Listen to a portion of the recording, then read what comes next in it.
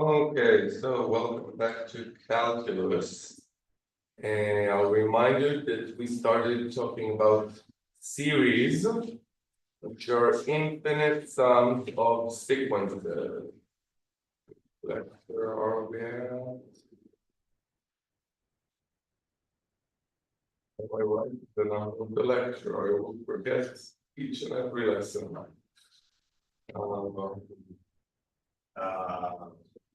Not. We have two lectures a week. Is it the next week themselves?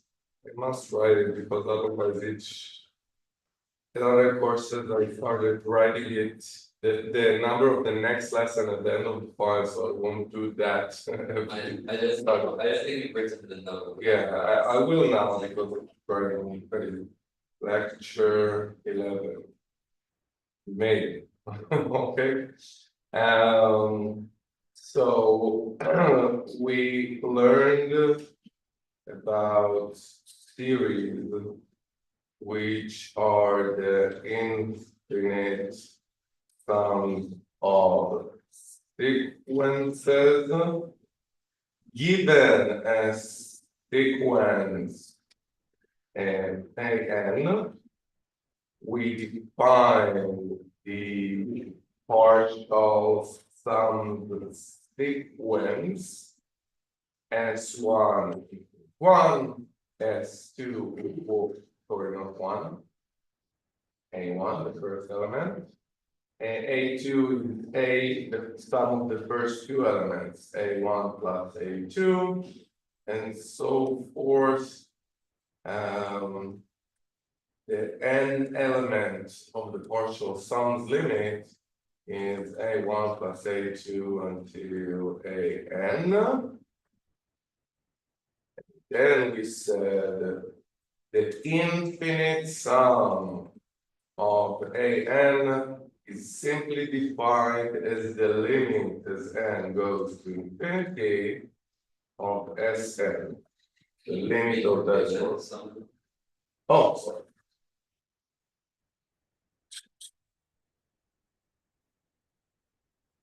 Full screen. Hide video panel.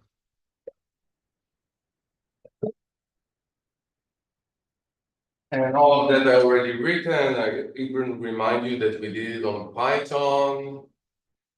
So when I was scrolling up here. So you see AN to the left, the actual size of the number we are adding, 1, half, third, quarter for an example. And on the right, the Sn is this sum which is keeps growing, right? The sum up until now. So the first element is the first element, that's not interesting, but then the second, you add up the second to the first. So you go 1, 1.5, 1.833, and so forth. And then you say that the elements which you add up, we prove that if the sums converging always tend to 0. But there's some tends to some number that's the infinite sum itself. In this case, this is the harmonic series. We prove it goes to infinity. But in other cases, we've shown it could converge to a finite limit. And that's almost all we did last time. We also spoke about a positive series. Looking for definition here. We did a geometric series, which is very important. That's here. And we talked about the positive series. Yes, where all the elements you sum up are larger or equal to 0. And in that case, the partial sums series is monotonic increasing, right? Because each time you add a positive element, then the partial sum just keeps getting bigger. If you have negative numbers in the series, which we will have some example of, then the partial sum could go either up or down, depends if the element is positive or negative. But we'll focus on positive series for a while. And the reason why will be the next theorem I wish to prove. First, the definition. Definition. And given a series sigma of an. For short, I'm not writing from n equals 1 to infinity. If I'm not writing, assume it's an infinite sum. Just easier on the eye that way. So given a series, we say it's absolutely converge, and absolutely doesn't mean surely, but in absolute value. Okay, if the series of absolute values converge.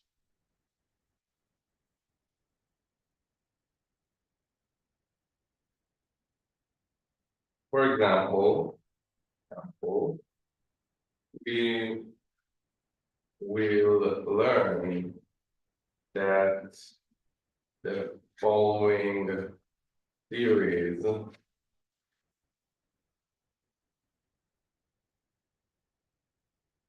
minus 1 to the n over n converge. 0. You're confusing the sequence with the sum, right? The sequence obviously goes to 0. It's almost always the case in series, but the sum, I think we saw it, to be honest. Let me just make sure. Not in this way, but I think we did saw it before. No, we saw something. There are a lot of things like that. No, I think it goes to 2 or something because you have. No. Let me see. No, that's E. I think I did another example of that one. Okay, I didn't do that example. In case it's log of 2. I think it's minus log of 2 to be honest, but something like that. No, nothing you could have guessed. That's what I said. Okay. But if it's absolute, shouldn't it be positive?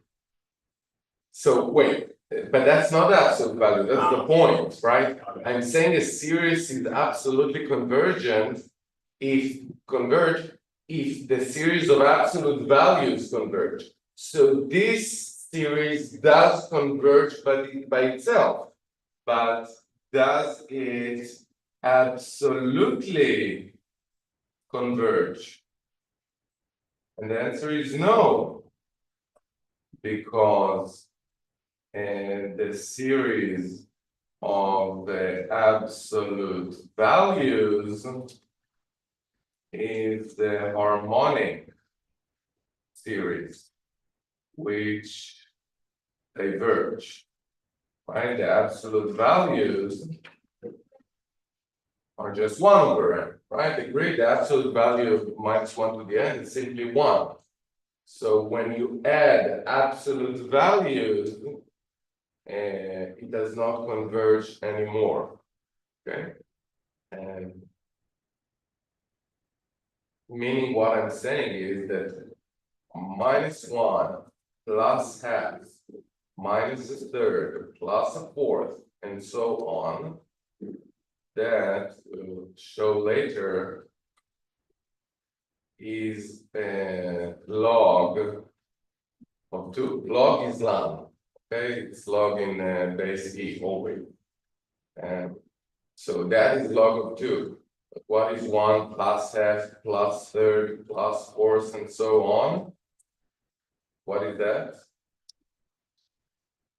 Infinity? No, that's infinity. That's the harmonic series. We showed last time that it goes to infinity.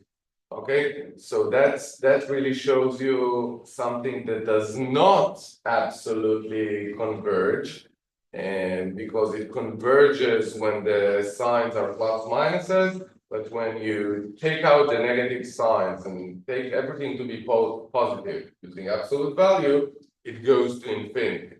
Okay, so that does not absolutely converge. Yes, Sam. But you're saying log log is also ln. I'm saying logarithm in mathematics always, unless I wrote specifically which base I mean base E. Really, I always thought it meant base 10. So. Yeah, that's in high school, not in big boys sport. Look at Wolfram Alpha, that's like I think the main log x derivative 1 over x. That's basically proves it's log. Okay, so yeah, in Israel as well. Look, even assuming log is the natural logarithm log, use base 10 logarithm instead. So it is a common. I won't say mistake because it's all about definition, but it's weird that for high school they chose base 10, even that none of the academic fields, thank you, uses log base of 10, right? Mathematician use base E and computer science use base 2. So let's meet at the middle. No.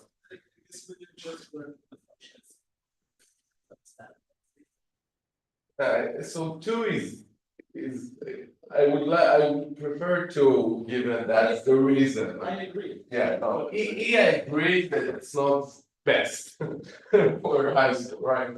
Like I've shown you before in this class, in high school, we don't even define what E is. Yeah, no, But 2 is nice and it's fine, and with our culture, even students or people hear about 2 megabytes. They don't even know what megabytes is. I mean, I think it's that's because in high school you don't have all dollars of money given by STEM. Yeah, the question is one, but yeah, that's the reason, that's true. I was trying to ask if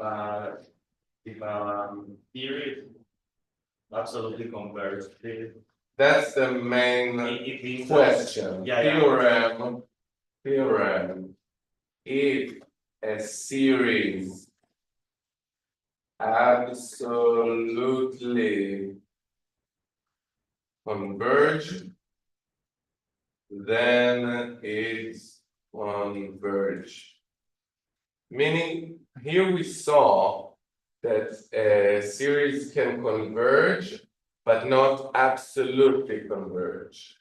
That's called definition, and then I will prove the theorem, yeah? But if I didn't even fully make my question, okay, that was the question. I know, if a series converge, but does not converge absolutely, if we say it, and now I have to use ChatGPT for a second, I'm not sure how to translate it, probably Theory converges. what? Batnai, with condition, but I'm not, yeah, I don't wish to, let's try Wikipedia first. We connect, Batnai. Some things are so common that I don't want them to translate to invented translation. By the way, look at the value, the first example. It's not really surprising, but it's the same one I've shown you. Only they started with the plus sign, so it goes to actually log of 2, and I did minus log of 2. In any case, I wish to know what's the name in English. Conditional convergence. Yeah. Every time I'm not sure, it's a literal translation. We say it's conditionally and converging. So using the theorem, which I haven't proved yet, but we'll prove in a few seconds, there are only 3 options for a series. It's either completely diverge, or it's conditionally converge, meaning it's converging but not absolutely, and the best case is absolutely converge. That means that the absolute values converge, and that means that the series itself definitely converge by this theorem. Okay, which we need to prove. It's not obvious at all why if the absolute values converge, then think about it like this. Think of taking an infinite sum of positive numbers that tends to some number, and then adding minuses at random places. Does it still definitely converge to a certain number? It wouldn't be, obviously, it wouldn't be the original number because instead of a lot of positive values, we made a negative. But does it have to go somewhere, or could it go up and down or whatever? So the answer, it must go somewhere. It must tend to some finite limit. The proof is rather easy using Cauchy sequences. There's another proof I usually do. On the way here, I decided to do this with Cauchy because I think it's very nice and it shows the power of Cauchy sequences. Okay, so proof of the any questions, sorry? So proof of the theorem. So first, write Sn as the partial sums sequence, or which I will use later, of An, and Dn as the partial sum sequence of the absolute value. Meaning Sn is the sum of the first n elements of the original sequence, and Dn is the sum of the first absolute and absolute values of the sequence. Okay? We assume that the series absolutely converges, which means that Dn has a finite limit, and the sequence of absolute values converge. That's the definition. A series converge if the partial sum sequence tends to a finite limit. So we assume that it works with the absolute values, and we ask if it works with the original sequence. Agreed? Since Dn has a finite limit, it is a Cauchy sequence. I didn't actually prove that, but I gave you a theorem, and I told you for homework to prove it. That's a series, a real series sequence. A real sequence of number is has a finite limit if and only if it's a Cauchy sequence. Okay. So if you remember, the main thing about Cauchy is being able to talk about converging without mentioning the limit. Instead of saying An minus L more than epsilon, which distance do we claim to be small? AM plus one when you say N. No, that didn't work. Am and An, any two elements, not necessarily adjacent. So, but here it's perfect. Why? Because Dn, the absolute, the series of absolute values converge to some limit. I have no idea what it is, and we wish to prove that Sn tends to some finite limit. I have no idea what it is. Okay, so it only makes sense that we use the Cauchy idea that does not mention the limit at all. And then you see the following. For every n and n now, Sm minus Sm is the sum of elements from Am an minus 1 until an plus 1. Just for you to understand why, Sn is the sum from a1 to an. Sm is the sum from a1 to am.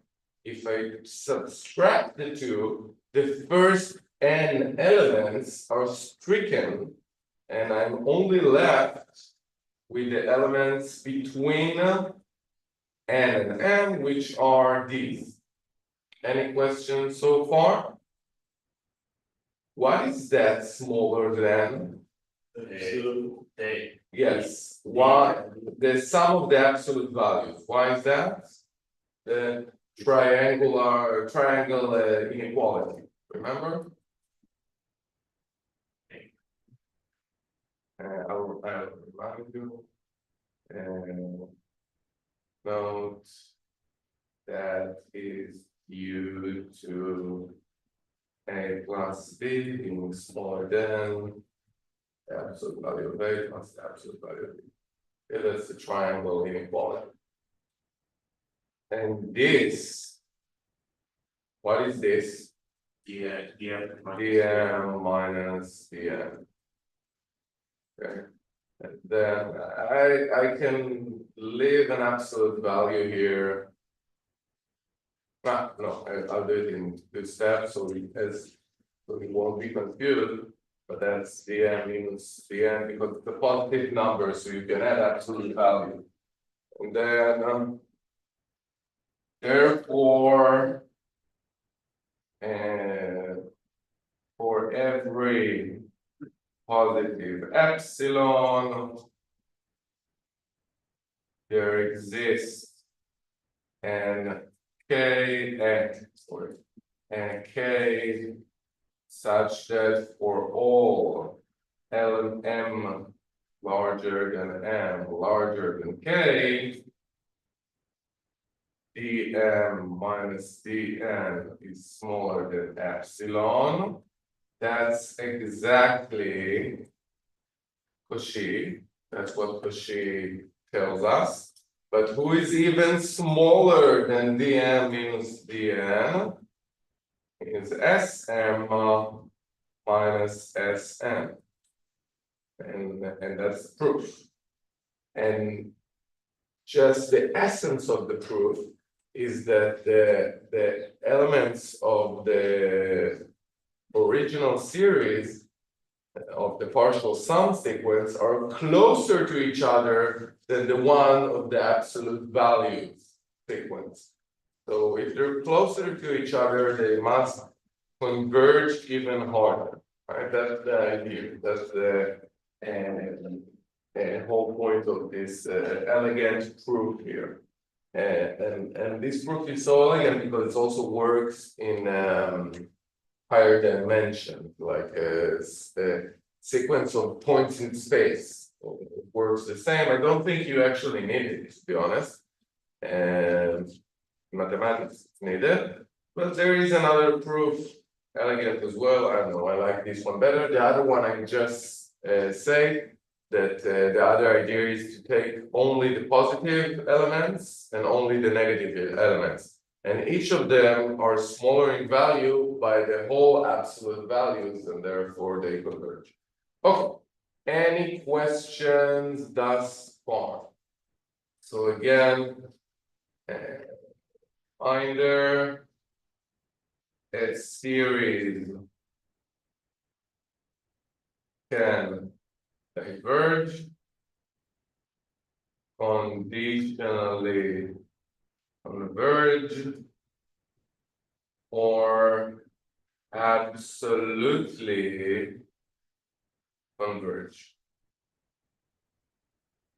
Okay, these are the three options, and I'm putting it out there because let's open the test for a second.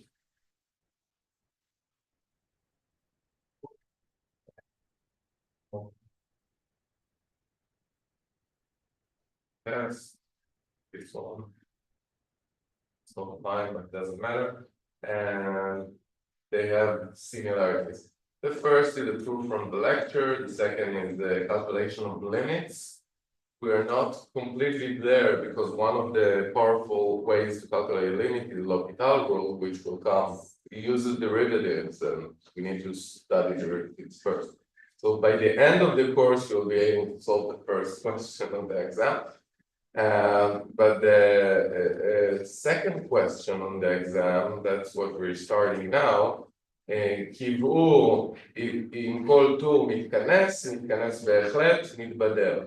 So that's basically that, choosing between the three, divergent, absolutely convergent, or conditionally convergent. Here it says מתכנס and not מתכנס בתנאי, which is weird. You usually write מתכנס בתנאי, but it's obviously what the author intended. And then three series are given, and you choose and prove, right? You don't randomly choose. You find out for each one of them whether they absolutely converge, conditionally converge, or diverge. Okay, so that's what we're learning now. The rest of the exam are on functions and maximum and increasing, whatever. Let's find if there is a test that I.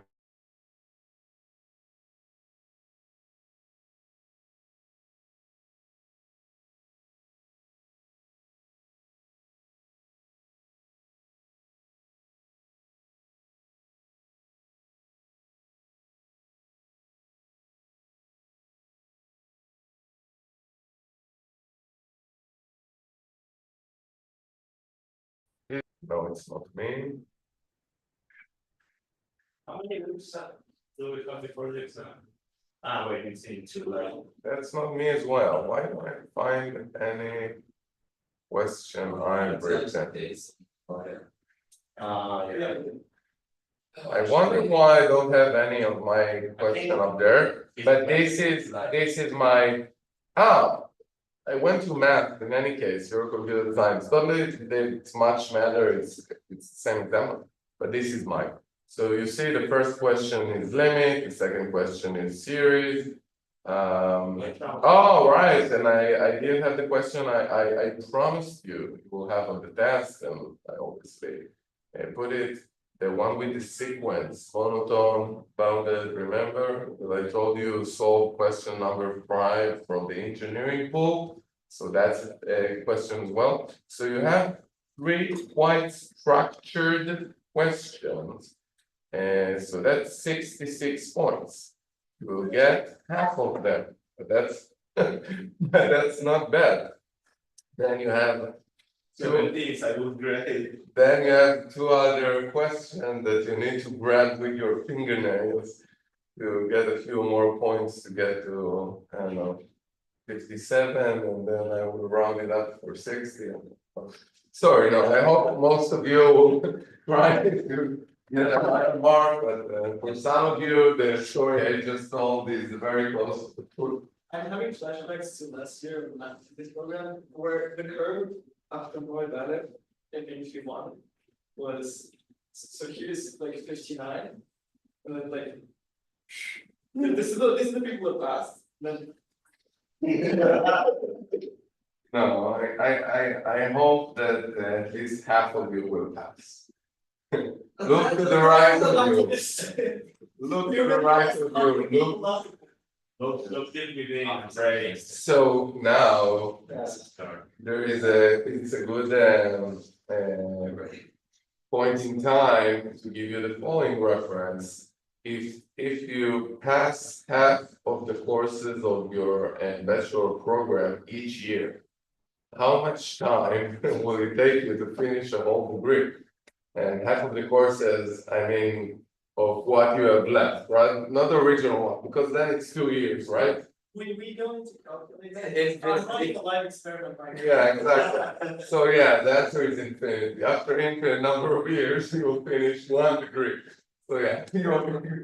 That's That's a geometric series, because Yeah, it's half to the power. Only if you cut an actual course and actually get on one Yeah, course. that's true. You're gonna get it through that course. You're right that you will never pass the last course. And you will not finish that real world, yeah, okay, sorry. Yeah. So I'm sorry, as for giving you best, it's called, the professional term is, PTSD, yes. And so, but it is important that you start studying for the test. Many lecturers say, no, study the material and the test, if you study the material, you'll be ready for the test. That's a lie. And you need to study the material as well, but you need to prepare for the test. And like I said, this question you should have done by now.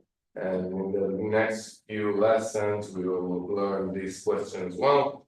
Like I said, the first one we'll learn later in the future.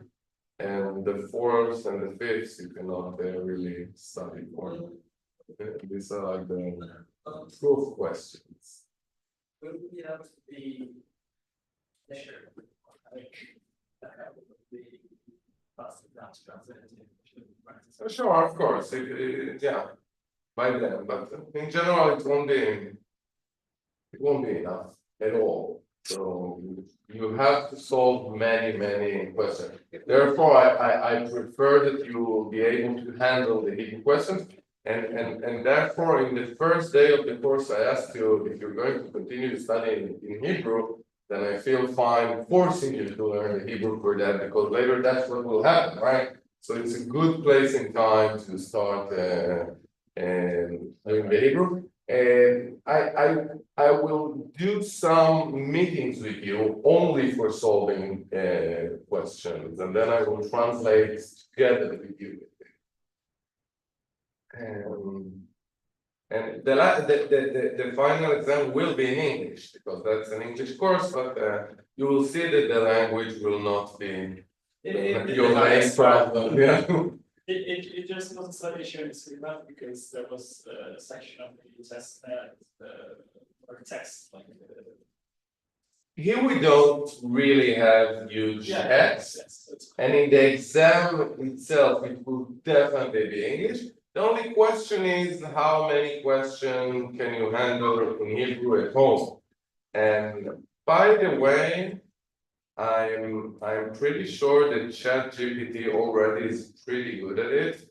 Please translate the following link and file.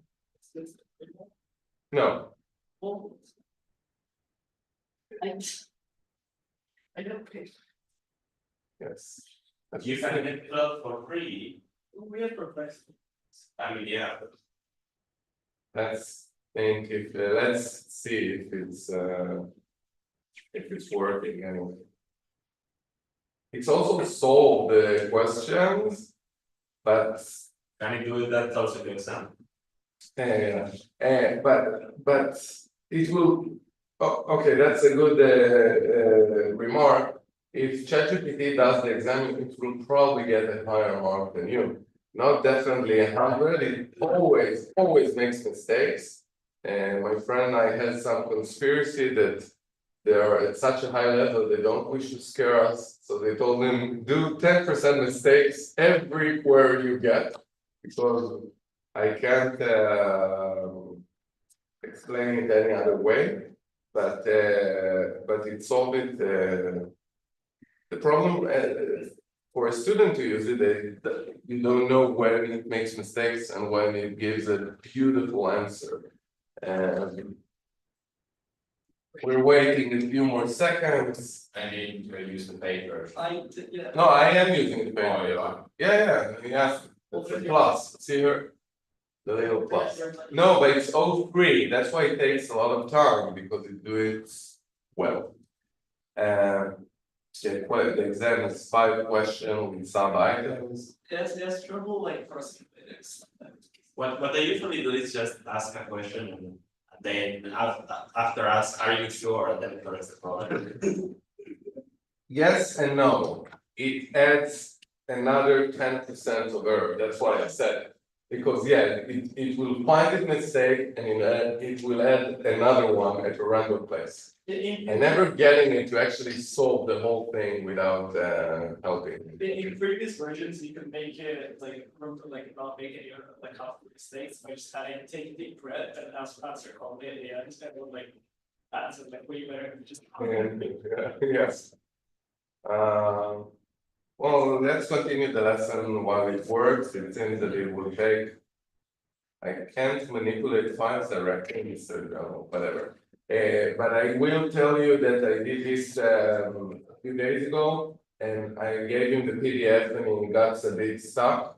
Then I took a screenshot of the file and got a better answer because it can read, but it cannot manipulate PDF files. That's the problem.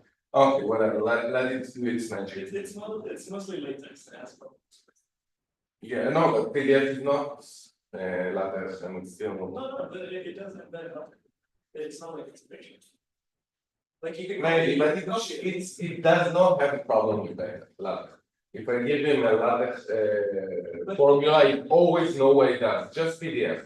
Okay, and in any case, so. Can you just go back up a second? So remind me. Seriously, Okay, that's what I showed you in the exam. It's either להיכנס לתנאי, להיכנס בהחלט או מתבדל. Okay, these are the three options, and I ask you to choose among the three correct one. Okay. So therefore, before I'll write it, I'll say we start by studying the positive series because we are more interested in absolute conversion because it's a stronger one.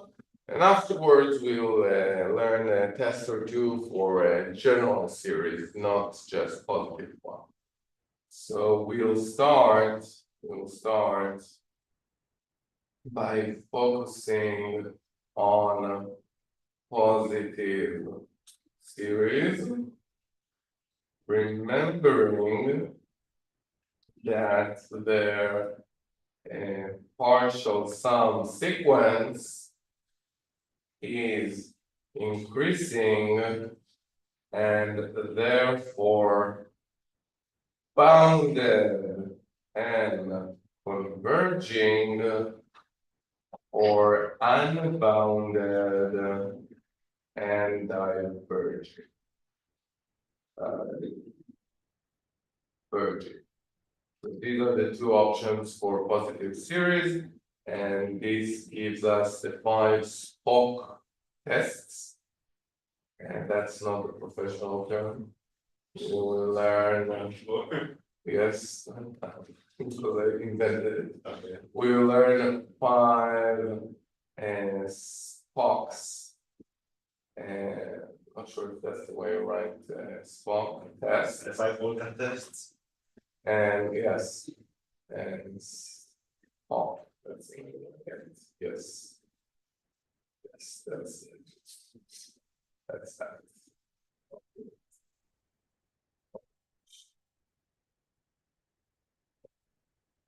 It has nothing to do with Spock, just with the hand singling.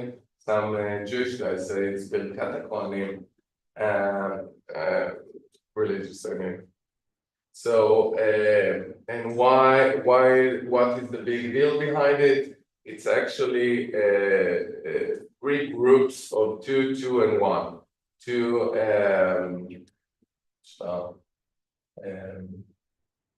again, I forgot the word. Comparison tests, 2 tests which says if the series acts like a geometric series, and 1 test which is basically like the condensation test, which is basically like the integral test in a way, not really, but it's a specific test for a very specific but important job. So we'll start with the comparison test. Test one. The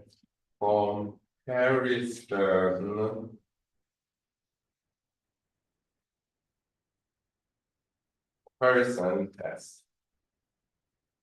And given two positive sequences, such that one is always smaller or equal to the other, then if the larger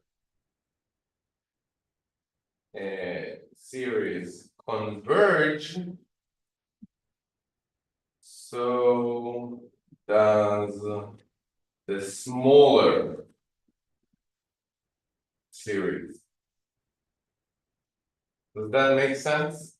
If you take infinite sum of positive numbers and it reaches the finite limit, then if you take an infinite sum of smaller positive numbers, it definitely also will tend to some finite limit.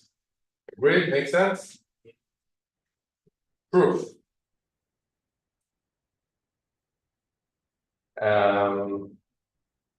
Proof. That's Cauchy with extra steps. No, you're right that I could use it. You're right that I could use it, but we use something else. I wonder about it. Yeah. I think the proof of Cauchy somewhat hinges on the what I use, but I never thought of this specifically. Okay, so proof. Write Sn as the partial sum sequence of An and Dn as the partial sum sequence of Bn. Given that the series of Bn converges, is converging, then Dn has a finite limit and therefore is bounded. Agreed? Every converging sequence is bounded. That's one of the theorems we've mentioned earlier in the course. Like I said, series are just sequences with extra steps, literally, and partial steps. And we don't usually prove that. By the way, that's the reason I usually don't use Cauchy for the proof above, because Cauchy use epsilon, and I try to use as little as possible epsilon as I can. But sometimes we do, and sometimes it's the easier answer. But most of the time we'll use theorems. We learn about sequences, and that's the idea. You build a base, a language, and then you use it. And function, it will be even more so. So a sequence that has a finite limit is always bounded. What about Sn? So Sn is the sum of the first n elements, which is smaller than the first n elements of the other sequence, the bigger sequence, agreed? Which is Dn. So since Dn is bounded and Sn is larger than 0 and smaller than Dn. Why is it larger than 0? Because it's a positive series, right? Then also Sn is bounded.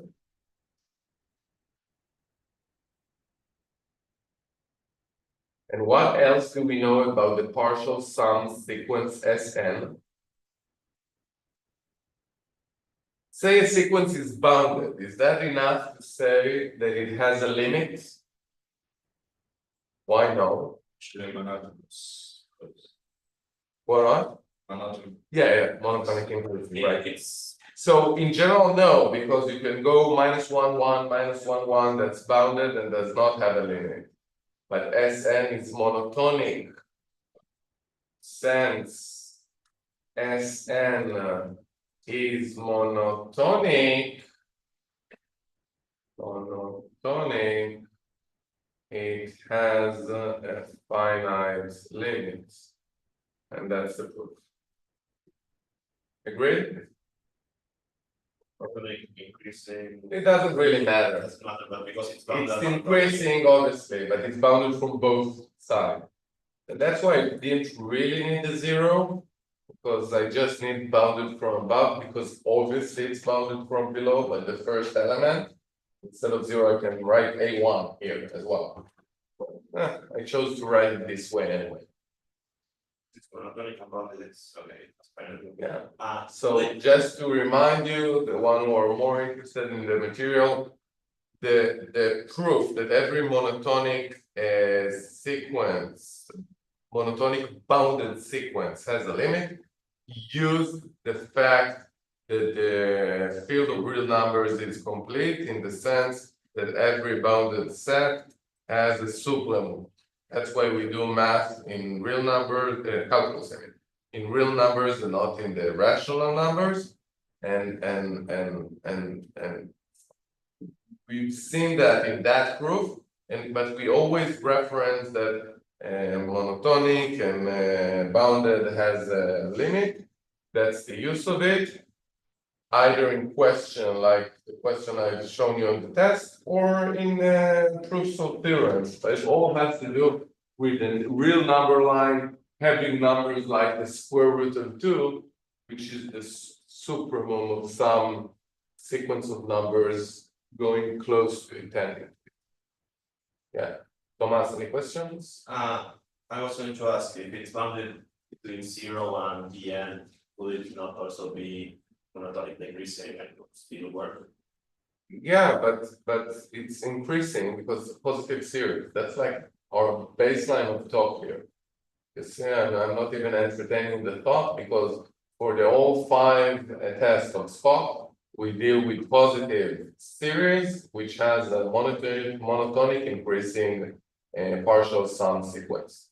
So I don't care about any other options. If you're thinking about negative series, the answer is rather easy. Multiply them by -1, and now it's a positive series. So you don't have to do it twice. And the things we saw in the test didn't seem to be either is the right. Yeah, because there is more after More that. after. Yeah. But why do we start with that? Because we always first check the absolute values are positive, right?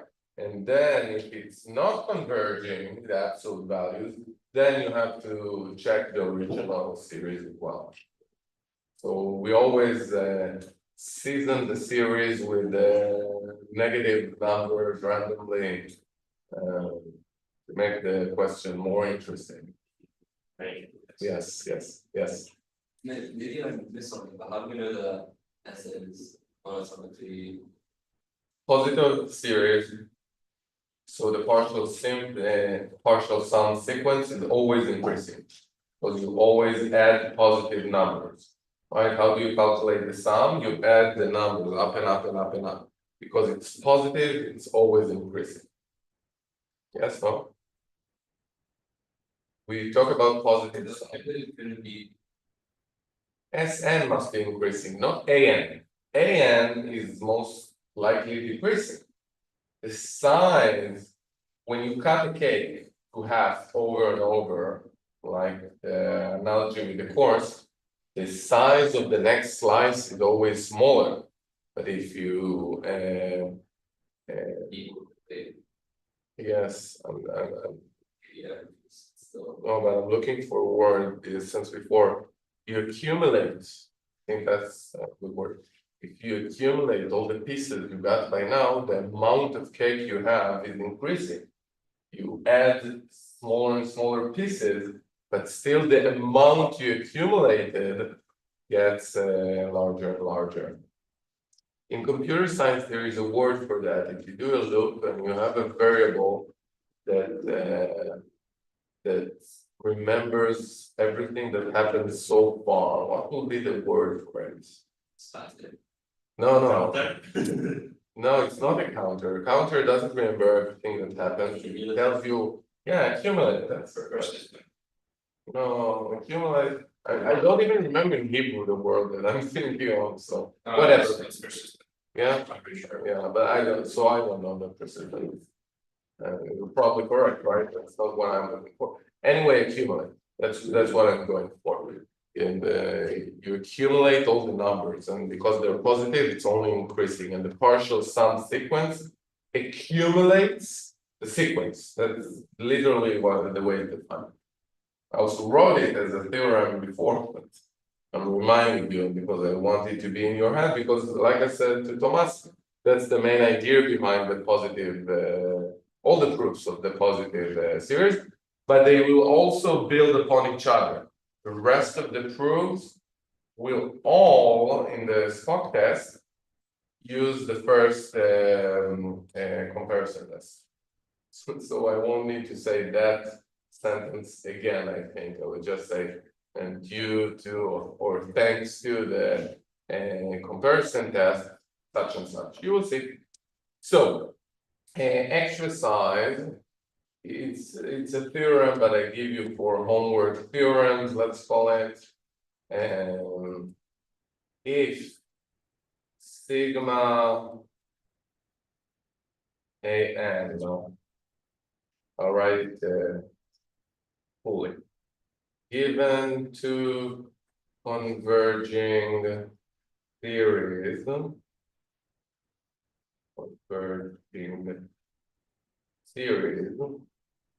sum from n equals 1 to infinity of an equals L, and sum from n equals 1 to infinity of Tn equals M. Then 1, the sum from n equals 1 to infinity of an plus Bn, what do you suppose that would be?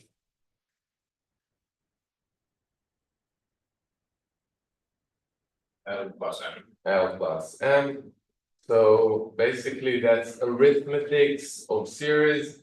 If n is converging to L and Bn is converging to M, then the series of their sums converging to L plus M to the sum of from n equals 1 to infinity of C times an. What do you suppose that would be? Multiplication of the sum. C times n.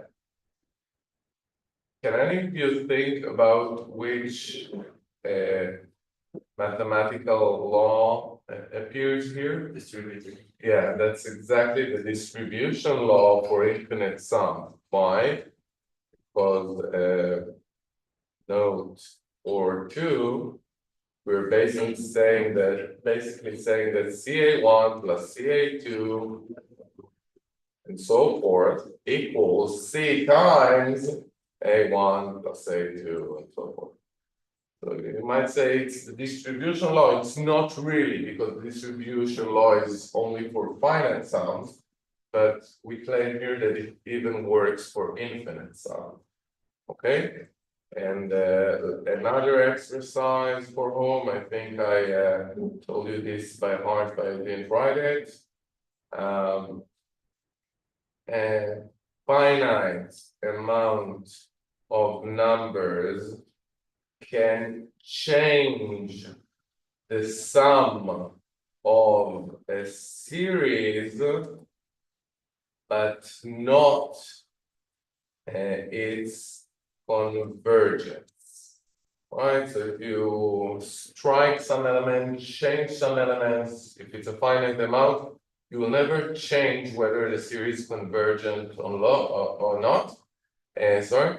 But you definitely can change the sum, because if you strike even one element from the start, then this one element is stricken from the entire sum, okay?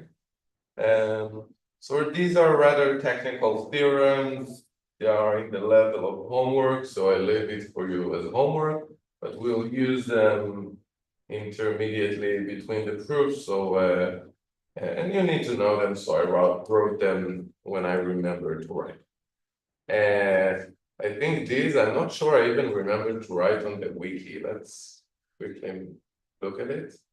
Column one. Probably did, but I don't remember. Wait.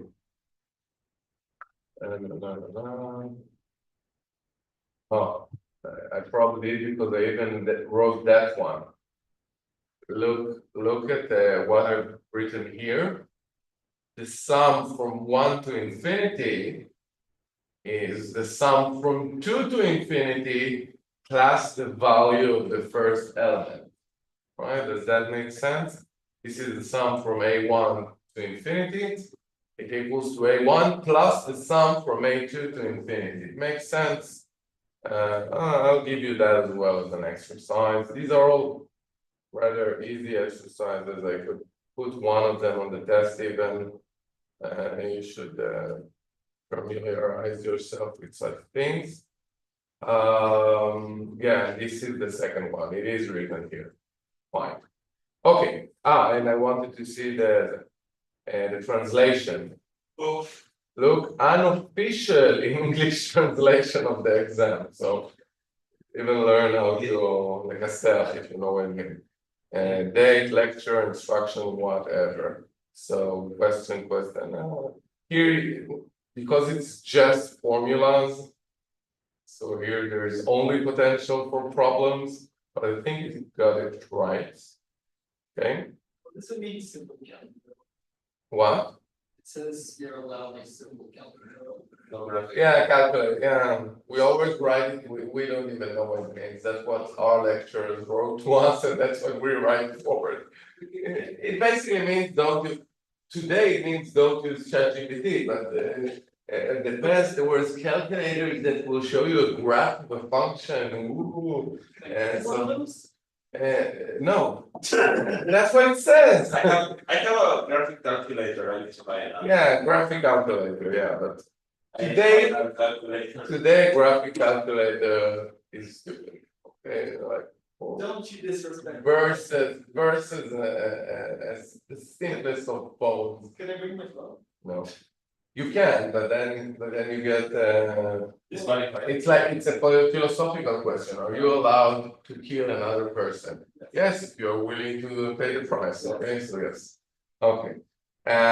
For each of the following series, decide whether it's convergence absolutely, conditionally, or diverges, and then it gives the series, sorry. Let the sequence defined by A1 and this prove that the sequence is bounded and find the limit. Okay, up until now I think it's perfect. Let F be a differentiable with a continuous derivative. Assume all of this. Prove that. Prove or disprove. Wait, can you go up a bit? It really looks like a good translation. Can you go up a bit more? Bit more. Yeah. Oh God, that looks awful. That's why maybe. It's too, Well, no, yeah, too big. Because I could have scrolled to a random point and it would have said the same thing. No, because B looks like a telescopic sum, but Yeah. if you look at it, you realize it's not because. But then you take the absolute value, and the absolute value is a telescopic sum, and therefore it's absolutely convergent. End of the answer. Not horrible. That's an easy question, to be honest. We must not forget the main thing. Very dumb. Okay. It's just. Thank you for reminding me, that's Yes. great. Fine. Can you solve this test in English for me?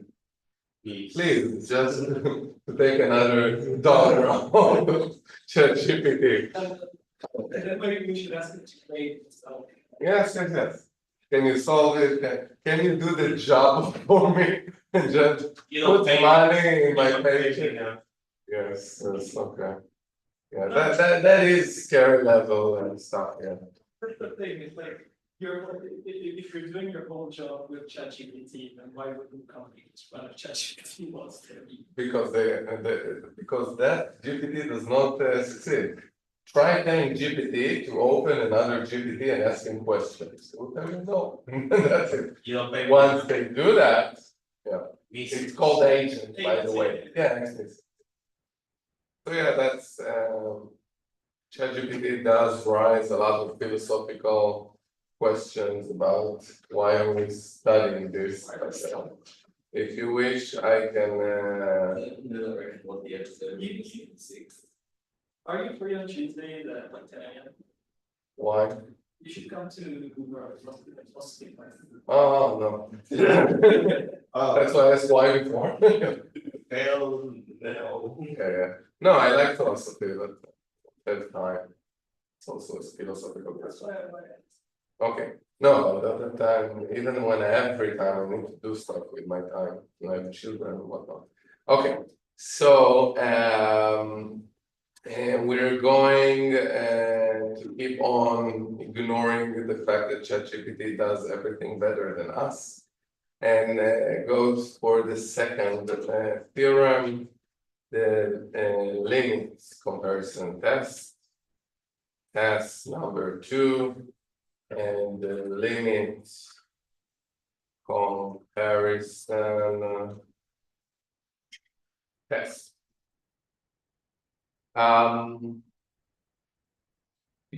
Or before I write the test, I have some so-called philosophic question that has to do with the test.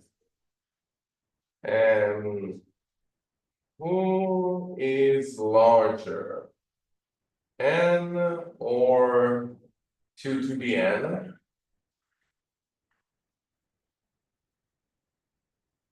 What would you say? Who is larger, n or 2 to the n? That's not supposed to be a hard question. 2 to the n, right?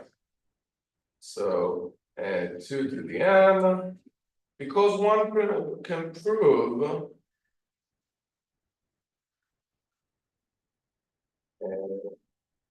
By larger, mean grows faster. so that's exactly what I'm talking about, because for every n, it is true that n is smaller than 2 to the n. It's literally always larger.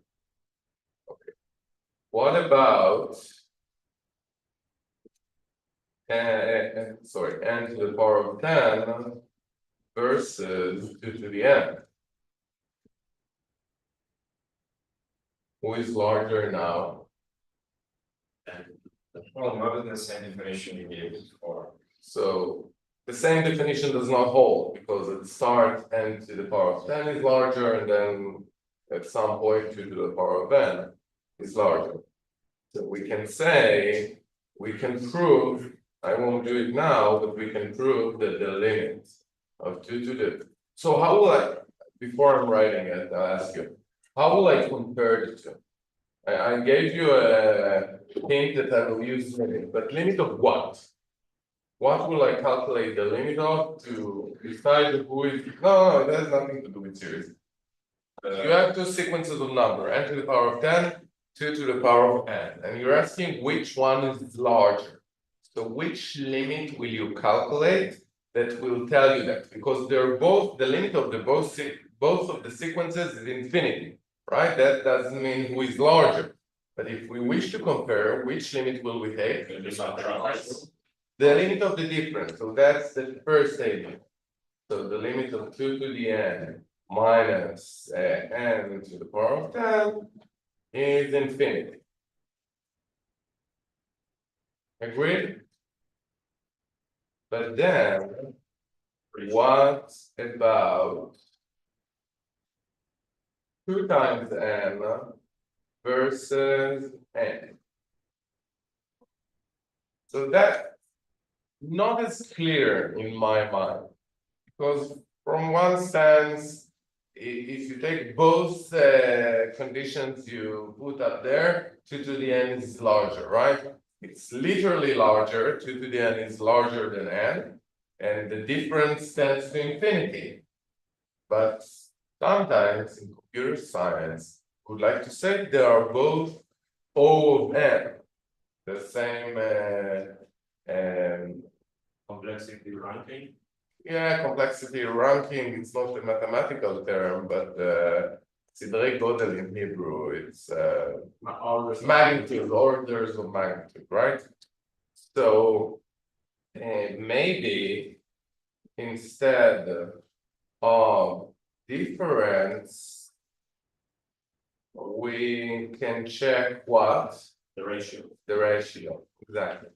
So all of that was to say that the limit comparison test uses the ratio of the 2 sequences, and that gives us the best results in this specific subject.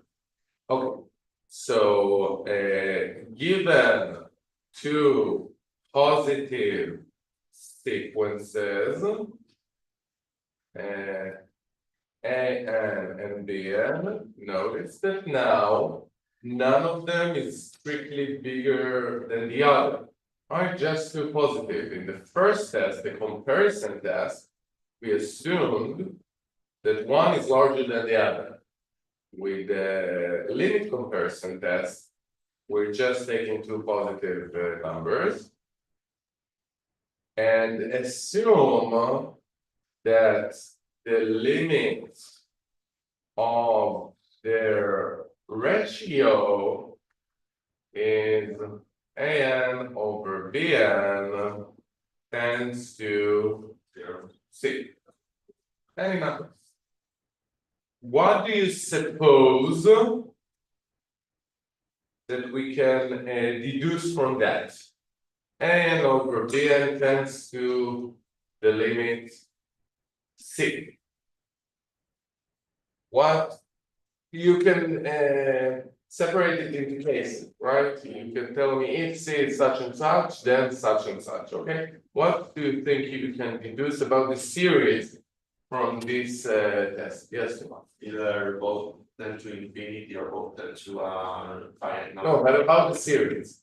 You wish to know whether the converging of one tells you anything about the convergence of the other. Because that's the test we do. That's the spot test. The whole idea is to study about the convergence of series. The first comparison test tells you about the converging of series given another series. The other tests, pre-tests, will do something a bit different, but they all have to do with the convergence of positive series. Okay? So what can you say about the series? Which cases of C do you suppose will be interesting? 0, infinity, or one finite number.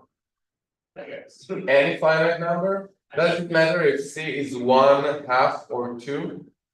And I mean, if it's 0 and if it's infinity, it's Yeah, you're right. 0 and infinity are, you know what? Let's start with them. 1. If C is infinity, then AN is larger than BN, and the convergence of the series AN forces the convergence of BN. And an important note, don't remember them as AN or BN. I usually say it as I write it, the numerator and the denominator. If the limit is infinity, the numerator is bigger And if each series converge, then obviously the smaller series converge. It's a bit weird, I don't know if you noticed, but within the theorem itself, I added a proof. The reason I do it is because it helps students remember it. They remember why is it true. Because it's like half a proof, right? Exceeds infinity, then I can prove that an is larger than bn from some n forward. That's the full proof. And then the convergence of the bigger series forces or hints for the convergence of the smaller one due to the first comparison test. So within the statement of the theorem, I give you kind of a proof, and again, I do it because it helps you remember. Some students try to remember the A and the B, and they forget what way should I put it the numerator or the denominator? Poppycock. You do the ratio of any two sequences. If it's infinity, all you have to remember is that the numerator is larger. And if it converges, the denominator converges, right? And before you ask the question, I'll write the second one, which is kind of similar. If c equals 0, then the numerator is smaller. And if the bigger series converge, then so is the smaller series. Like I said, I almost written the proof here, and they both use the comparison theorem, but the interesting case comes next. Yes, Thomas. If it is possible for any other case for the first one, that Bn tends to 0, or Doesn't matter. If an over Bn tends to infinity, then n is larger. It doesn't matter whether it tends to 0 or infinity or whatever. yeah, but I mean, for it to converge and also the ratio tends to infinity, B has to tend to 0, or it's not necessary. Yes, if the series converge, then the sequence must tend to 0. So yeah, if the larger one converge, the both sequences tends to 0. That's what happened. It doesn't matter for the proof anyway, so I didn't say it, but it follows from other theorems that we've learned. The main thing is know how to compare two series. That's the main idea. Okay, 3. If C is a natural number and such that it's larger than 0. Sorry. So if C is not 0 and not infinity, basically, it couldn't be a negative number because both sequences are positive. So these are all rest of the cases. What you do say happens then the series AN and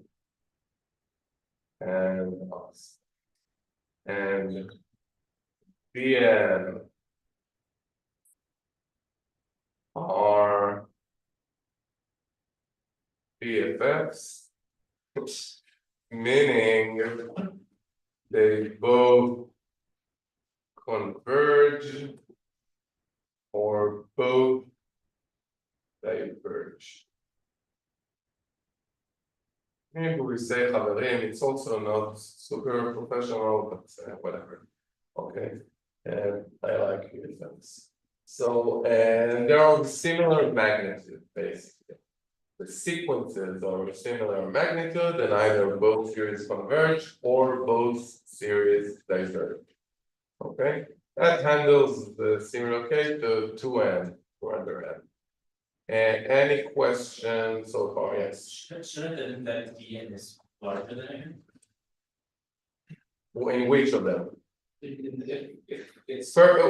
First, second, or third? You're asking about. Oh, no, we didn't have a win. Well, If it's smaller than one, I got confused. no. I didn't say about 1 at all. I'm saying any finite number, whether it's half, 1, or 2. The answer to that question was it's irrelevant. because once you multiply a series by 5, it still remains convergent, right? So if it's half of the original series, it's smaller than 5 times the original series. That will be the way I'll prove it as well. So it actually doesn't matter. If it's 0 and infinite are the exception, but any other finite number, they're the same magnitude, like O of something, a ranking of complexity. Okay. Proof. I will obviously only prove the third one, it's the most interesting one, the other ones are quite similar. Proof, we will prove the third case. And it goes like this. Since an over bn tends to the limit c, take the area with radius half of c, which is a positive number, finite number, right? We assume that c is a finite positive number, then half of c is some positive magnitude. So take the area with radius half of c around c and get the segment between what and what. If you start with c, it goes half of c to the left and half of c to the right. Half of C to. Half of c to the left and 3 halves of c to the right. Agreed? There exists, by the definition of limits, some k such that for all n after k, it is true that an over bn is within that area. That's the definition of a limit. If a sequence has a limit, then you take some area around the limit from some point forward, all of the sequence, in this case the ratio, is there. Okay?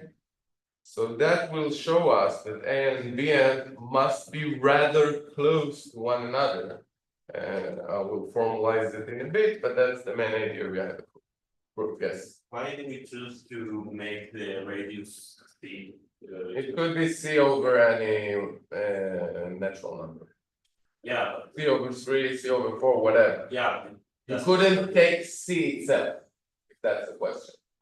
Because if I took the radius to be C, here it will be between 0 and 2C. And in that segment, you can be as close to 0 as you would like, which will not make them BFFs, right? Will not make them friends. Yeah, I just mean why not arbitrary epsilon? I said that. No, arbitrary could be too large. C over 2 is perfect. Make sure you're smaller than C, larger than 0.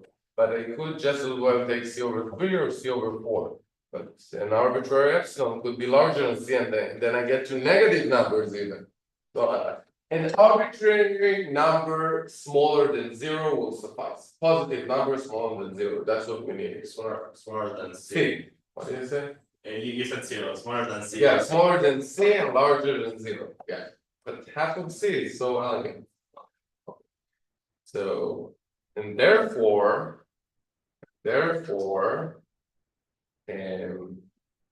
C over 2 smaller than an over bn, which is smaller than 3 times C over 2, which means that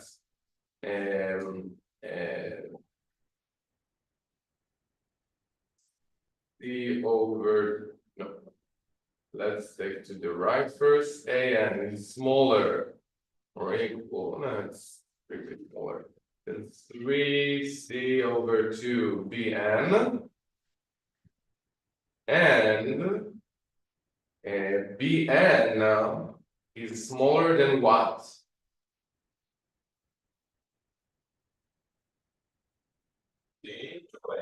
Divided by C. Exactly, 2 over C AN. Agree? And again, we use the fact that C is not 0, it's not infinity, right? Therefore, by the first comparison test, if Bn converge,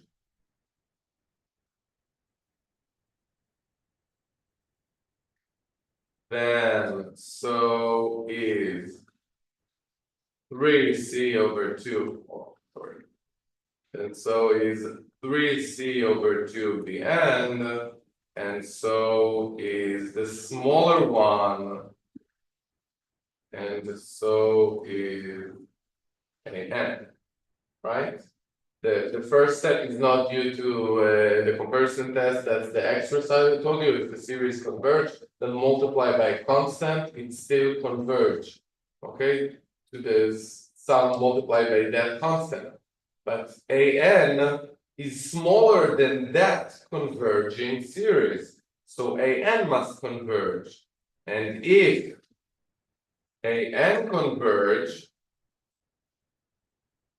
then so is 2 over C AN, and so is Bn.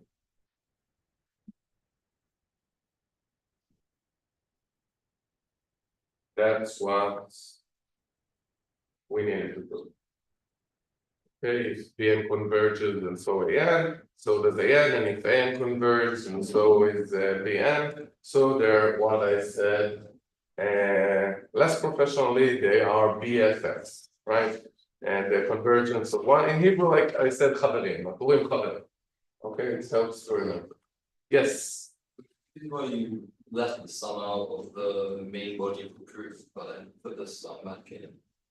What do you mean? Like the summation invitation. The signal. Ah, no, I said before because it's easy on the eye. Okay. Each time I don't write from where to where, I mean from 1 to infinity. Okay, just. No, but I mean in the main You mean here the summation? Oh, no, that's actually important. I didn't understand what you asked. No, the whole idea is you don't know what is the infinite sum, but you are able to calculate the limit of the ratio of the sequences themselves. It's not the sum. I compare the size of the elements being summed, and I prove that from that knowledge you can say something about the summation. So that's not a mistake. That's actually important. I'll give you an example. Not just Sorry. you. Yes. All this works only with positive numbers. Yeah. All of Spock tests, remember that, are for positive series. It's important because they all have to do with the comparison with the monotonic and bounded. Once you put in general series with either negative or positive numbers, then any comparison is not okay because it could go the other way. You can go back and forth. That's a whole other thing. All the 5 tests now is for positive series, and we use them on the absolute values of the series. Later, we'll learn a couple of tests what to do with the general series. Okay, example we saw. Did we see? Yes, no, Okay, what did you say? I'll write a couple of things. We saw directly that the sum from n equals 1 to infinity, sorry, from n equals 2 to infinity, of 1 over n squared minus n converge. Okay, we saw that it was I'll show you, it was a telescopic series. We did it at the end of maybe the last class even in here. Yeah. we've seen really at the last class, at the end of it, that is convergent, right? Okay, so by the first comparison test. So by the first comparison test for positive series. That's again for your question there. The official full name is the comparison test for positive series, but that's not as catchy. You usually forget the positive part. And which series is smaller than that? And you do it without the summation sign. Since 1/n² as a sequence is smaller than 1/n² minus 1, agreed? Then the sequence from any sum, sorry, the sum from n equals 1 to infinity of 1/n² is also converging. And now one might ask or note that here I started with 2 and here I started with 1, to which I will apply finite number of elements does not change convergence. Okay, so we do it, it doesn't matter. And I'm not claiming that the sum here is smaller than the sum or bigger than the sum here, right? I don't care. But for convergence sake, the convergence of the bigger one implies the convergence of the smaller one. Agreed? So this is the first comparison test. Now I will keep this line with the limit comparison test. Next, what can we say about the series from n equals 1 to infinity of of 1/n² plus sine of n.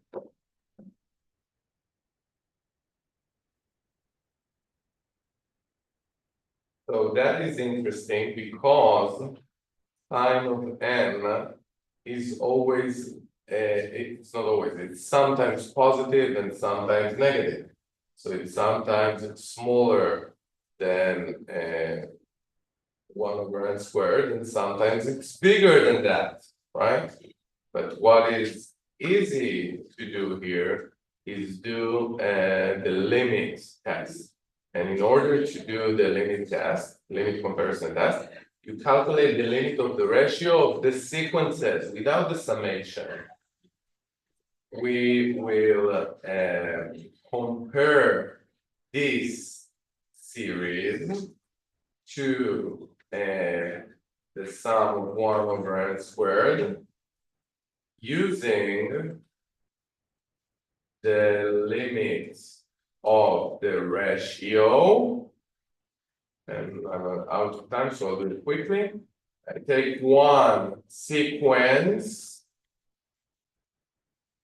I divide it by the other sequence, that equals to 1/1 plus sine of n over n². You may check me on that. And where does this tend to? 1. Because this is bounded over infinity, which goes to 0. Therefore, those theories are BFFs, and since sigma of n over a1 over n squared converge.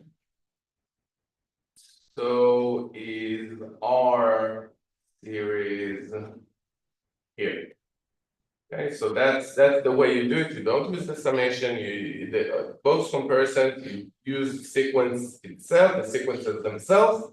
And you can find out whether series are converging or not. And that's enough for today. See you guys on Tuesday. Lecture 12. Well, throughout, I know we got three column. That's the naming of the courses today.